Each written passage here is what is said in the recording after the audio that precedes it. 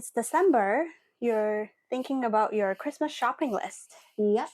What dress to wear for next week's department holiday party, Oh God, yeah. etc., etc.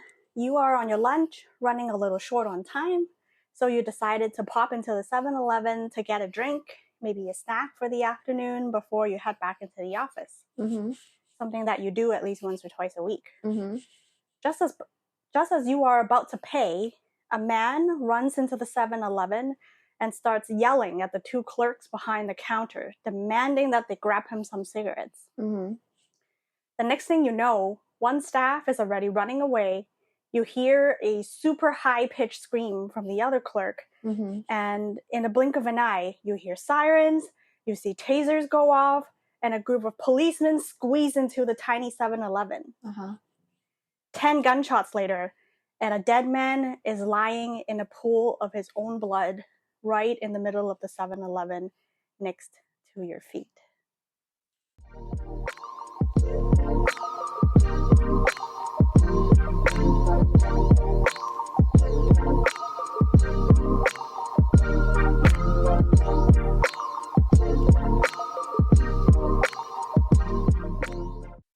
Pretty scary. I did not make this up. This all happened about 2 weeks ago in downtown Vancouver, Mm-hmm. just before Taylor Swift was in town for the last leg of her Eras tour. I was not there in person, but I worked 2 blocks away from the 7-Eleven. What happened was the suspect was at a bar across the street just a minute ago. He demanded a glass of water, but the wait staff refused.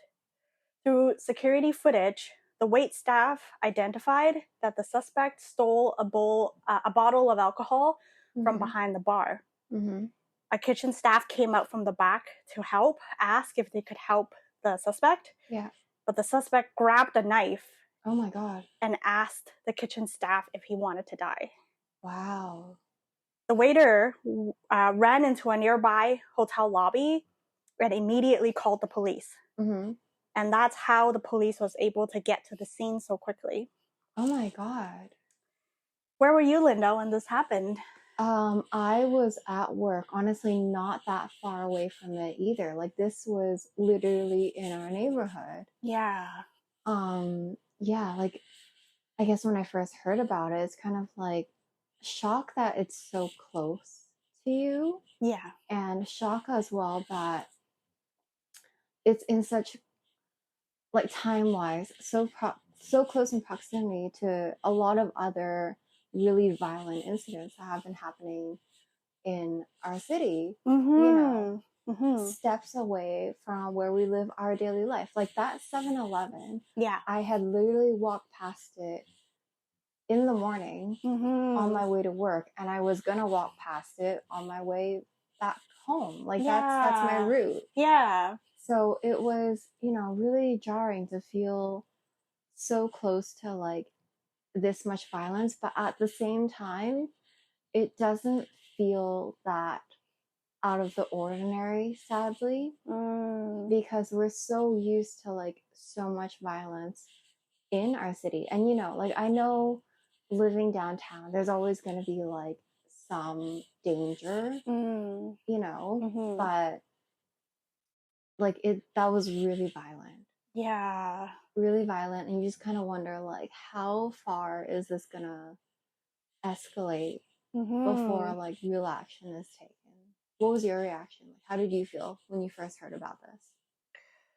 I was so thankful that I was not working in the office that day. I typically go into the office 2 to 3 times a week. And it is really often that I go to that 7-Eleven, like to get coffee, just like a little like bag of chips before I go back to the office.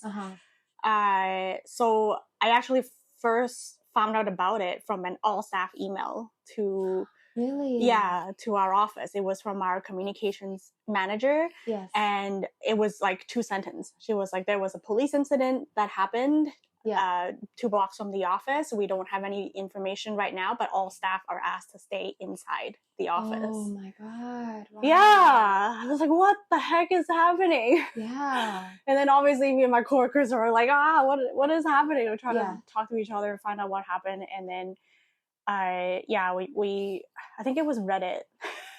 We're just looking through Reddit that kind of have a idea of what is happening. Yes. Yeah. And it was right at lunchtime. Yeah, it was like a really busy time for that area because, you know, people are going out to like the restaurants, you know, all the office workers around there grabbing like a quick snack. So it was, yeah, like I am thankful that there weren't that many casualties, you know, just given that hour. I feel like it could have been a lot worse, but that's not to say that it isn't already really, really bad. Like this felt like a wake-up call, you know, almost to myself that, you know, we do have to be really vigilant and really careful when you're out and about alone at all hours of the day, you know, because usually like I'll only be, you know, more cautious early in the morning when I'm like alone walking to the office or late at night. But now it's really like shown me that that's not enough. No. I have to be on alert all hours when I'm out and about. And it doesn't matter where. Because it's not like it was in a back alley that this happened. No, it was out in the open at like a store. And I feel terrible for these like poor clerks that like went through that. That's so traumatizing. For context, like this happened on Robson Street, which is like basically the busiest street in downtown Vancouver. It was during lunch hour, just before noon. There were tons of workers, like just normal pedestrian. It's right across the street from the Vancouver Public Library, which is also like a touristy destination. Yeah, so yeah, it's an area broad that daylight. people. Yeah. So it's insane. Do you feel that this has altered your like psyche in any way? Yes, I think so. Like I think it has been a while already that I don't feel safe. There is a lot of unhoused around our area, and we are really cautious of them at all times. But having this happen so recently definitely raised more red flags, like more cautious. Like if I see them from a distance, then I will go to the other side of the road just to avoid it as much as we could. And most often we're out walking toffee, and a lot of the times there's folks that walk their dogs without leash. And that's also very scary because it's unpredictable. So Lam and I are definitely more vigilant and then always on the lookout on for anything that's out of the ordinary. And I think one of the scariest parts too is sometimes, like, we have had a few incidents where some folks, they don't even look like they're unhoused. They're very normal looking. So there would just be just a person walking, and then all of a sudden they would go off. Like they would have an episode and get really angry, starts yelling, starts throwing things. And like there's like, I don't mean to profile, but you can't even. You can't. Yeah. No, I think that's what is the scariest part for me is that I want to be more careful. I want to be vigilant. I want to, you know, look out for my surroundings and stuff like that. But at the same time, it's like, what am I even looking for? Yeah. You know, because it's like, it's so unpredictable. And like you said, it's, you know, they don't look like how you would expect to look.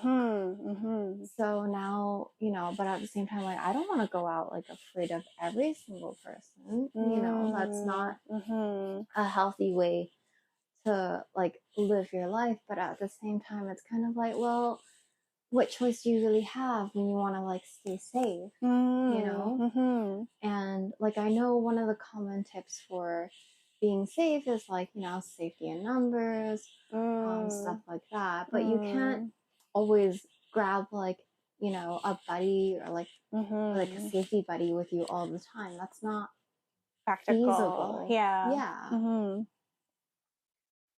So it is a bit of like a what can you do type of situation, because it does feel, you know, very futile. And this is like, it's very clearly like a systematic problem. Yeah. You know, this is not something that you and I would be able to come up with a solution to. And the problem with having it being a systematic problem is that you have to tear down the system to be able to fix the problem. Yeah. And that's a very, very big undertaking. Yeah. Yeah.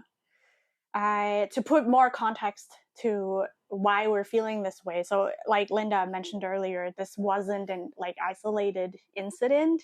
I mean, it wasn't a targeted attack. So that's one thing. Random. Yeah. Random. Yeah. But just 4 days ago, there was another man that was charged with a random attack, like actually 3 separate incidents of assaulting 3 separate strangers. And one of them was a video that went super viral. It was on Granville Street, which is another like super busy like street in Vancouver, full of restaurants, clubs,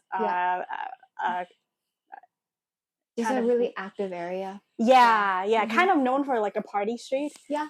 But like it was like you can see it on the video that like the guy just popped out of nowhere and like sucker punched a random person. Yeah, and then he did it again like within like a couple days, and they finally arrested him, and thankfully he was charged just about 4 days ago.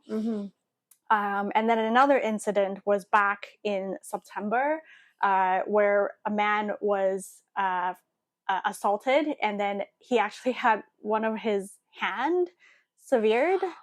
Oh my God, yeah, really? And then just a couple blocks from there, at Queen Elizabeth Theater, which is 2 blocks from here. Yeah. He did another attack, which resulted in the victim passing away. Oh my God. Yeah, so this is back in September. So I didn't even hear about that. Oh my That's gosh. crazy. Like so much violence happens in this city that sometimes you can't even keep up with it. Like right before this whole 7-Eleven, like the weekend before, there was actually like a man like wielding a knife like in Lansdowne. That's right. I saw a video of that. Yeah. Yeah. And he was just, you know, he looked absolutely berserk. Like, and then he was clearly not in the right state of mind, where he even like tumbled down the stairs of the Lansdowne station holding the knife. And he was just so like, just so crazy with it. Like, it looked like he could have accidentally stabbed himself when he fell down the stairs. It was just, so it's not really just like isolated in downtown Vancouver, but certainly downtown Vancouver does have the majority of it. Yeah. And it doesn't help that, you know, right next to downtown Vancouver is a very notorious like East Hastings neighborhood where I think I read that it's like the poorest postal code in all of Canada. Oh my gosh. Like, and then it's just so overwhelming. Like I refuse to walk in that area. Yeah. Because I just, any time of the day. Any time of the day. Yeah. Any time of the year. I refuse to walk in that area because it just doesn't feel safe. And I know, you know, the majority of unhoused people aren't dangerous themselves because, you know, they're just also in like a shitty situation too. But it, you know, there are a couple of people that are unpredictable. You used to live close to that area. I did used to live close to that area. Yeah. And, you know, I moved out of that area for that very reason. I didn't feel safe. You know, and it was like right at the beginning of COVID.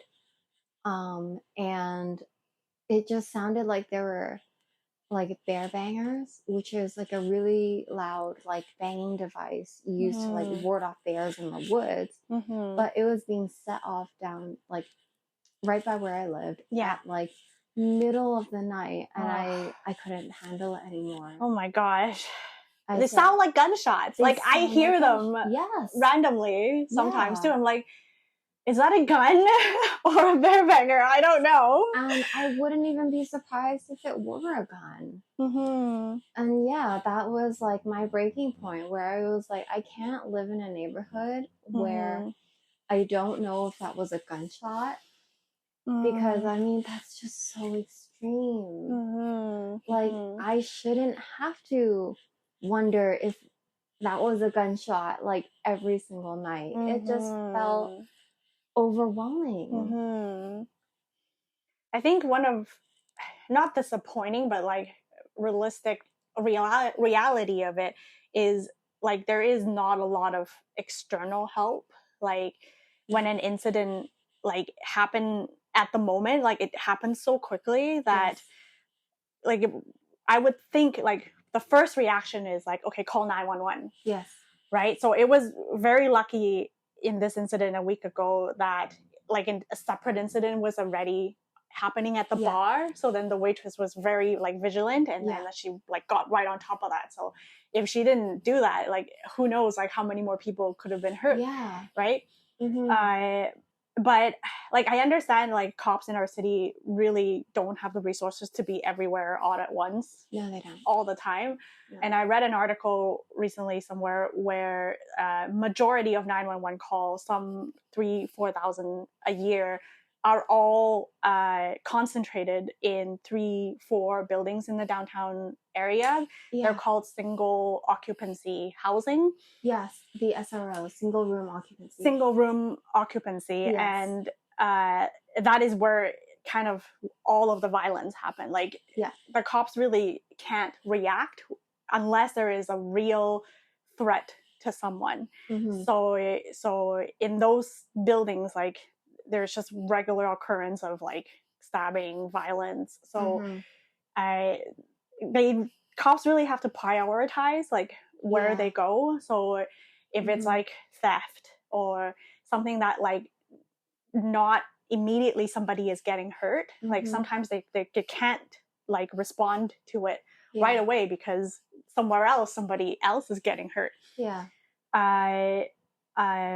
So there was another incident recently where a friend of mine works at SFU, and she has her own office. And so was this at the Vancouver campus? Yes. Okay. Yeah, Vancouver campus. And overnight, her office got raided. Really? Yeah. So I don't think anything significant. Like she didn't have any valuables inside of her office, but it was obvious like the lock was broken. Yes. It got break into. Everything was disheveled. Like the whole office was a mess. Then obviously you can imagine her reaction when she comes into the work the next day, and then like, oh my gosh. Yeah, that's really, really scary. Like I've had my I've got a storage room downstairs in the parkade. Like every building, every suite or condo has like a storage room downstairs in the parkade, and mine got broken into. And I remember like when I first walked into it, I didn't realize it immediately, but once I noticed like that, you know, that they left some stuff there, like, hey, like this object isn't mine, like this was over there, now it's over here, I know I didn't move it, I know David didn't move it, and that feeling of unsafe is so immediate, and I didn't feel safe for quite some time because I was just like, this was literally my property that got broken into. Like it feels like a violation. Yes. Yeah, it's not even just about like whatever things they might or may not have took. It's like the violation of your privacy. Yeah, it's like of your safety. Yeah. I think that's like the worst part of it. It's like, you know, the objects can be replaced, but you know, you don't quite get that same feeling of this is your space anymore. Mm. This has now become like, it's not a sanctuary anymore, which is quite unfortunate. And it's very much, I think, a reality of just now living in downtown Vancouver, whether it's like a physical violence that happens to you, whether it's like a violation of like your space, your safety. It's just a reality, I think, for a lot of people here. And it's, I think, also like, well, I feel like a regional problem as well, like the Pacific Northwest. I feel like yes, San Francisco, LA, yeah, they similarly face like a lot of these problems, and none of these cities on the Pacific Northwest have figured out how to solve these problems. How to actually address like the root of it, whether it's lack of resource, like you said, with the police having to allocate where they send their people, lack of like funding or money too. Yeah. But okay, so not all hope is lost. We're getting more and more sad about this, but I think they're like moral of the story, and you bring up a good point earlier where staying vigilant is very important. Yeah. Obviously, when there is an incident so fresh in our head, we have that in like so fresh that we're always very lookout for what is happening. Yeah. But it's a very good chance for us to learn from this as well. Just knowing that being prepared yourself is the best form of protection, and rather than relying on everybody else. Like bystander effect is also real. Like it's something is happening. Most people, my first reaction actually, I freeze. So like there's been multiple times where like a dog lunges at Toffee, or he gets into a dog fight, or Lamb also has like incident where like a random person will approach him and start talking, and I just freeze. It's like, what have similar, what is your how would you react? I don't necessarily think that I freeze. I just sometimes I feel like I'm unable to process it in the moment. Where then it's like, okay, once, because the violence can sometimes, like the incident or the violence, it happens so fast that it will be aftermath where I'm like, did that just happen? Yeah. That's how I think I mostly usually react. So I guess it is like kind of freezing in some sense, in that I can't act in the moment because I haven't even processed what has happened in the moment. Yeah. And it's completely opposite for Lamb. Like in a fight or flight like situation, he fights. Really? So I don't know if that's good or bad. Like, but he will like react, like not freeze. I'm not sure. Like there was one time where he was walking Toffee and a random person, they probably stole something. It was also on Robson Street. Yes. And just runs out and then hit Lamb really hard with his backpack. Yeah. I don't think that was on purpose. Like, I think it was very obvious that he just stole a bunch of things and he's just like panicking and running out, trying to get away. Yeah. So like Lamb's immediate reaction was like, what the fuck? And then like immediately like want to like punch them back in some way. But at the point, like he was walking Toffee. So he's in the back of his head is like, oh my gosh, like what's going to happen to Toffee? Like what if the person kicks him? Or like that would be terrible, and he can't like fight and also protect Toffee at the same time. So it was only because of that he just walked away.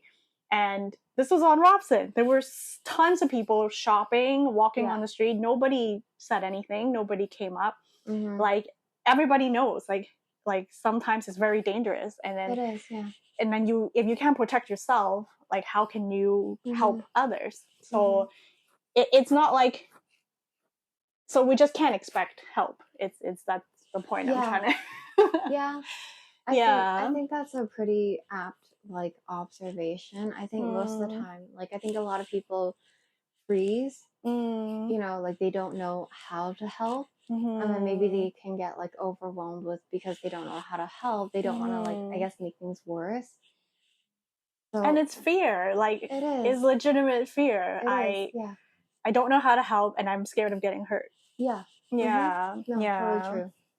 So I did try to look up some tips and tricks, like on what can we do to protect ourselves and stay safe as much as we can. Yeah. And number one is staying aware of your surroundings, like being alert.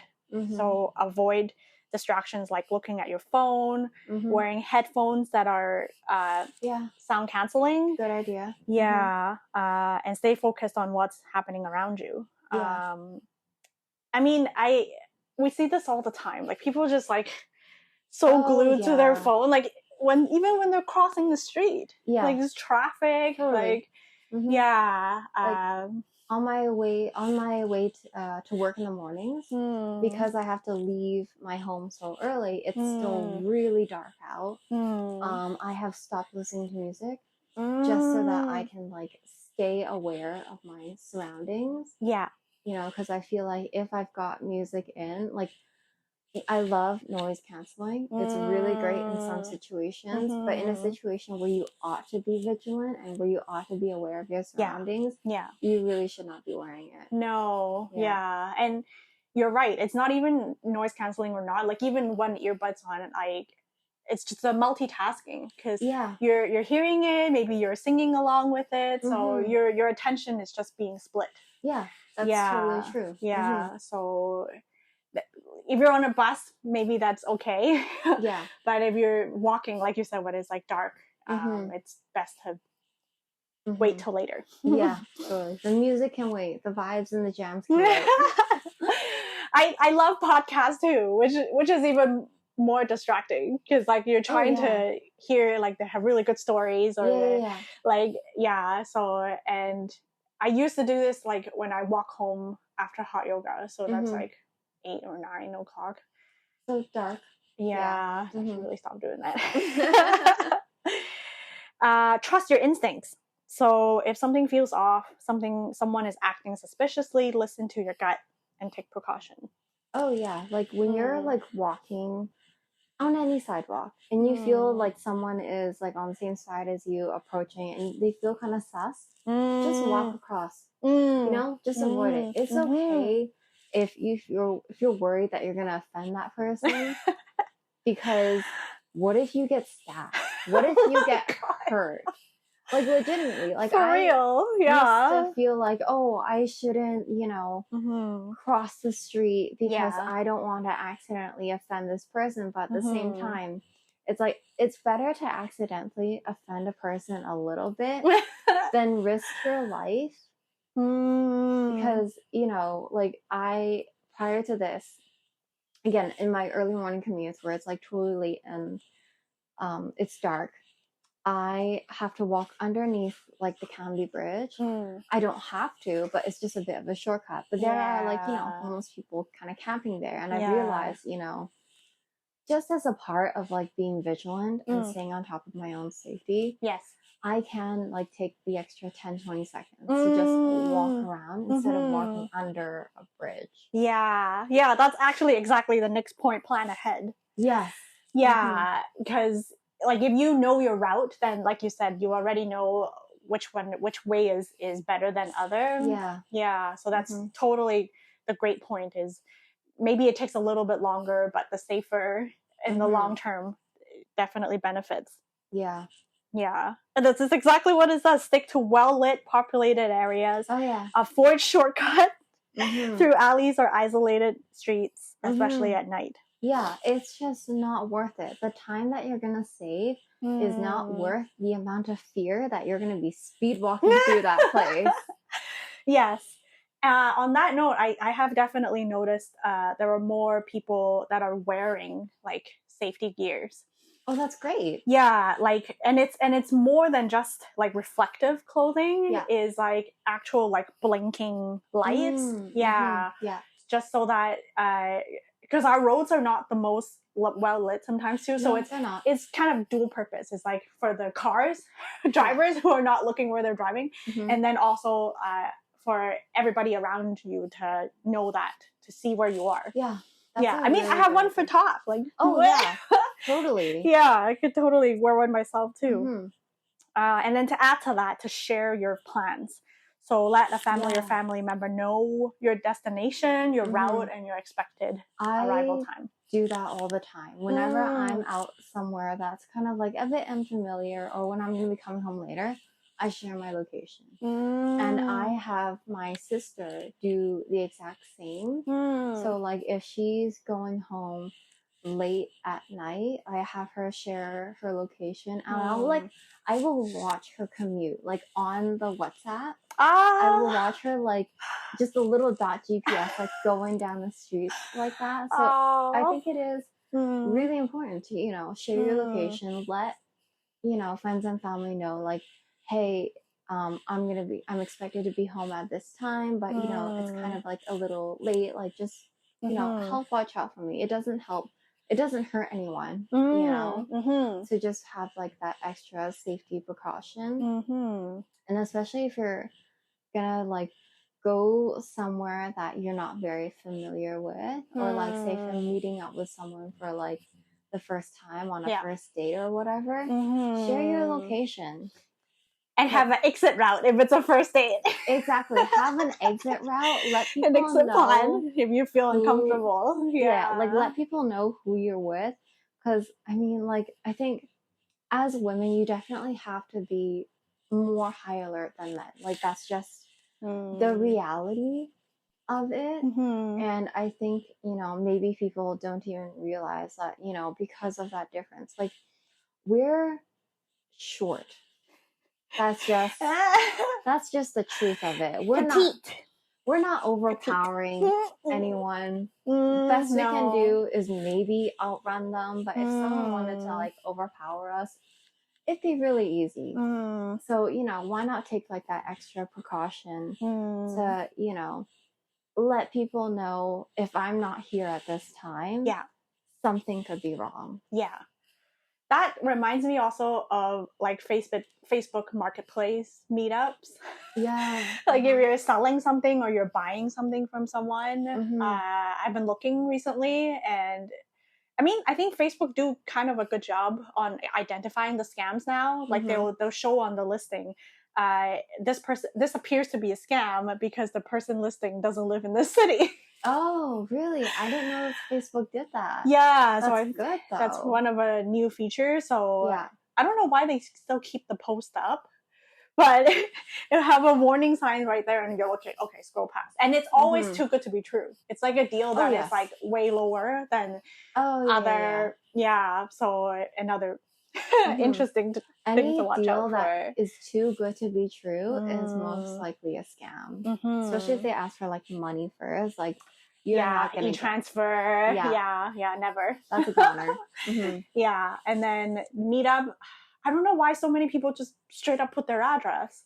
Like even on the ad itself. Yeah, like I think they might be like another shortcut, right? Like you just don't want to have to arrange for the meetup, so they just put it like if you are within 10 blocks of the exact address of their home, then I can deliver. Like, don't do that. No, don't do that. I think it's really easy to forget, like how easy it is to have your information online, your very personal information that would make it very easy for people to find you. Yeah. Like, just take a couple more minutes. Like, meet at a SkyTrain station. Yeah. Like, I think a lot of people even meet in front of the police station. Oh yeah, I think that's what people like the police have actually said. Like, if you're gonna do like some sort of exchange, like cash, like maybe a lot of cash. Not even a lot. Like, I think even sometimes a couple, like $100.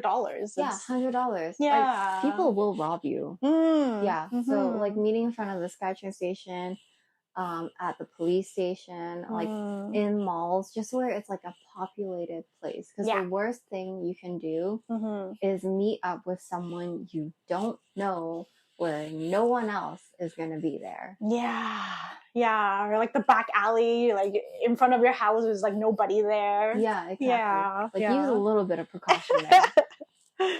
Which is the next point. Avoid unnecessary risk. Yeah. But then I think the problem with that is that how do you judge unnecessary risk? because I think that's a different boundary for like a lot of people, because then sometimes risk tolerance. Yeah, you have a different like risk tolerance, and I think, you know, lower your risk. Just don't be high risk. Yeah, especially if you know your area well, like gut feeling. I think it's there. You just need to listen to it. Yeah, you do. Yeah, don't take the shortcuts. Listen to your gut. Yeah. Okay, so this one is a little bit tricky in Canada. So it's saying carry personal safety tools. Yeah, unfortunately, you can't do that here. I believe, like even pepper spray, you can't carry around anything that can accidentally hurt someone else. Yeah. But I have seen devices where instead of like hurting that other person, not like a spray or anything, it's kind of like a button that you press that will suddenly become like emit flashes and like really loud noises just to alert people of your location, so that even if you're like in a somewhat isolated area, if you like hit that button that kind of causes a lot of commotion around you, that will kind of like act as a deterrent for someone to approach you and like potentially hurt you in some sort of way. Yeah, I agree. Yeah. I used to have this like just hooked onto Toffee's leash because I used to take him out like for like a last potty of the night, and sometimes it's like 9 or 10 and it's like dark out. So but I think one thing for me is like to use it.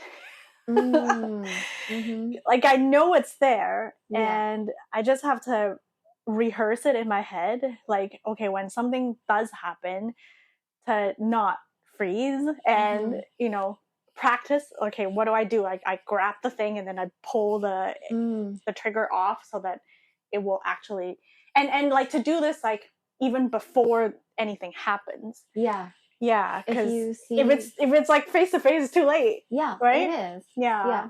So like you kind of just have to like anticipate it and then make sure that you react to it. And I think, you know, maybe a bit of a deterrent for people is that because it's such like a drawing attention item to yourself, as it should be, you know, you could be like embarrassed or like shy to use it. Totally. Yeah. And like, don't just use it. Your life is more important than the moment of possible embarrassment. Yeah, for sure. I was even like considering just like ordering like a bulk order of AliExpress, like get like 100 whistles and just like have it with me everywhere, like every purse, every jacket. Like I haven't got to that point yet. I don't. It's bad, but it's not that bad. So, but it's like thoughts. Yeah, in my head, in the back of your mind. Yeah. Flashlight. So another recommendation: personal alarm, like Linda mentioned.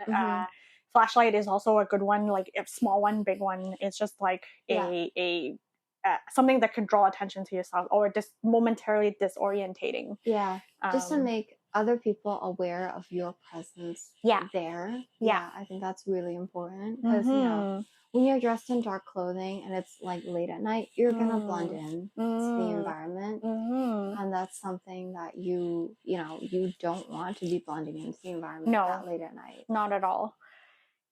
This next point is something that I have not thought about, and it does make sense in a way.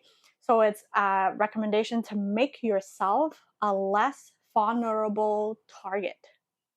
So confident body language, walk with a purpose, keep your head up, make eye contact to project confidence. Oh, that is really interesting. Right? Like when I'm walking out by myself, I don't like looking at people. Yeah. I'm like very straight ahead, especially now that it's cold. I'm not projecting like confident shoulders. Like straight back. I'm hunched over because I'm freezing. I'm bundled up. That's really interesting. It's raining and like I just want to get out of here. And I don't like making eye contact with people. I can. I will. Audience. Yes. But I know like for the most part, sometimes it feels kind of like awkward. But that is like a good idea, because when you make eye contact with people, it gives them an impression of you. Yeah. So yeah, like this person is not to be messed around with. Yeah, it does. Yeah, and then especially in the incidents where it is a random attack, so you don't know what's going through the person's mind, and they're just scanning a sea of people. Yeah. And it is likely that we will look for somebody that is the most vulnerable looking, the person that's least going to fight back. Yeah. So if you just think about that and it's like, no, that is not going to be me, and you just walk with that mindset, it might help a little.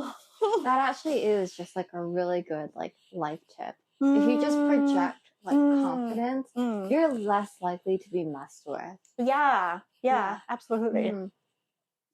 Avoid isolation. Work closer to groups of people, even if you don't know them, and stay near open business. Oh, that. As an introvert, I find that kind of hard. Because again, when I go to like a space by myself, I look for that corner where I'm away from people. But again, that has actually never occurred to me that puts me in a more vulnerable position. So that is, all right, that's something I have to take. Something, I guess, just like multiple options of things you can think about when you're out and about. It's not like you have to do all of the above. Yeah. It's just that part of being vigilant. Yeah, that's a really good point. I never thought of that. And then last but not least, we already kind of touched on this, know what to do in case of trouble. That's the thing I said, like rehearsing scenarios in my head. Yeah, I think, it is a good idea to be taught what to do and, kind of have like the back of your mind so that, you don't like tense up and like freeze. I think the problem that I think I kind of have with that is that I'll get sucked into like a rabbit hole of scenarios. I'll be like, what if this happens? What if that happens? What if this happens? And I'm like, okay, I've decided I'm never going outside. So that none of this. Yeah, no, we don't want that. Yeah. Like your anxiety can get to you. So you kind of have to be like reasonable with that too. Yeah. So recommendation here is like scream and make noise, draw as much attention as possible to deter an attacker. And yeah, I agree with you. It's maybe part of our city's culture too. Like we're Canadians, our Vancouverites are in general not very outspoken. No, we're not. Yeah, like we're good with the thank you and please, but like we're not good with confrontation of any kind. No, we're not. And I feel like Vancouverites, they're very like huddled towards themselves. Like in a totally unrelated scenario, people have said that it is difficult to make friends in Vancouver, and also like same can be said. It's kind of hard to get help in Vancouver too, because part of your own mentality is, oh, I don't want to like bother this person, and I feel like the other person might not be that willing to like help you either. So it is kind of hard when you're like in a city that isn't known to be like the friendliest. There's this like air of skepticism in the air. I find sometimes where, because we are so shy in general, like when a random person approach you, you kind of immediately have like, what do you want? Like, what do you want from me? Yeah. Like, what are your intentions? Like, what is the yeah? So that's part of the reason why we don't want to approach strangers, and we don't go out of our comfort zone to help others as much as we want to. But let's change that. Like, I think, like just between everybody, like everything that's happening, it's not like we have to actively go out there and be friends with everybody, but watch out for each other. Yeah. And you want belly rubs. Yeah, so I think having a dog really helps. I think so, because it's like when people see you out and about with a dog, I think they are less likely to maybe mess with you because they don't want to like invoke your dog. Mm-hmm. So, are you gonna protect us, Toffee, when we go out? I would not count on it. He would be the first one to run. Toffee, you gotta be our protector dog. I guess one last story before we go. This is when Tom was still a puppy, so maybe a year old or less than a year old. Yeah. I had him in a harness, and we were walking just down West Georgia, and there was a pit bull, I'm pretty sure, and not leashed. Yeah. Oh, that's scary. Yeah, and I mean, it did not look threatening. Like, I don't know much about dog body language, but it looks like it was excited to see another dog, to see Toffee, but Toffee did not take it that way. Like, he completely freaked out. Like, and he still does. He is scared of big dogs, and he just like. I don't know, like, because their joints are not the same with us. Like, he just like squished and pulled himself completely out of the harness. He did, and he ran into West Georgia. No way. Yeah, it's like 4 lanes, right? Yes. And it's like oncoming traffic. Yeah. I completely froze. Yeah. Like, I'm like I don't know if I should cry. I don't know what to do. But thankfully, in that instance, there were bystanders that see this happening, and there were a couple people that like came to help, and there was a guy that ran into traffic. Oh my god! To stop the cars, because like Toph was clearly freaking out. His tail's tucked behind, and he was like running away. Yeah. Like, I was calling to him, but he would not come back. Yeah. So there was a couple people that was stopping the cars, and I think thankfully the dog was leashed back up, like the pit bull, so then he wasn't chasing after Toffee. Yeah. And then he eventually came back to me. God. Yeah, but that's terrifying. You could have lost Toph. Yeah. How did the owner of the pit bull react to that whole scenario? Like, did he apologize? Not at all. He didn't apologize. No, not at all. Leashed. No, yeah. He was actually with a group of other people as well, and they all looked like they were unhoused or on drugs. So they pulled the dog back, and then they just kind of huddled back into their own group, and I just booked out of there. Like, I was so freaked out with the whole thing. Never use that harness again. I'm glad that you had people helping you though. Yeah. I think if you had to like be in that scenario by yourself, it would have been really scary. Yeah. Oh, Toph. That sucks. Yeah. And I think it's just in his nature he's just a very anxious dog in general. So he's not good with strangers. Which is good in a sense, because sometimes he barks at random people, like, even though Lam and I wouldn't think twice about them, but you're right, like, we just, okay, let's avoid that. And we do practice that at the dog park, because you have to be very vigilant. You never know. You do, yes. Like, anybody else dog can be there, right? So like, anytime we sense any weirdness, we get out of there right away. Oh, that's a good idea. We don't maybe he'll play for a couple more minutes. No. Just like there's been a lot of like dog attack incidents too. Like, so we could apply the same logic to ourselves. Yeah. Toph, you were just being vigilant, weren't you, baby? Oh. Yeah. So that's the end of our episode today. So it is very scary, but there are methods and ways that we can protect ourselves. So I hope you have some takeaway from that. This is the Ask a Girlfriend podcast, where we answer questions and talk about things that happen. So if there's something that you would like to ask us, or similar events that you can relate to, please email us. The link is in the bio, and we will see you. Stay safe out there. We will see you in the next episode. Thank you for joining us. Bye, guys. Bye.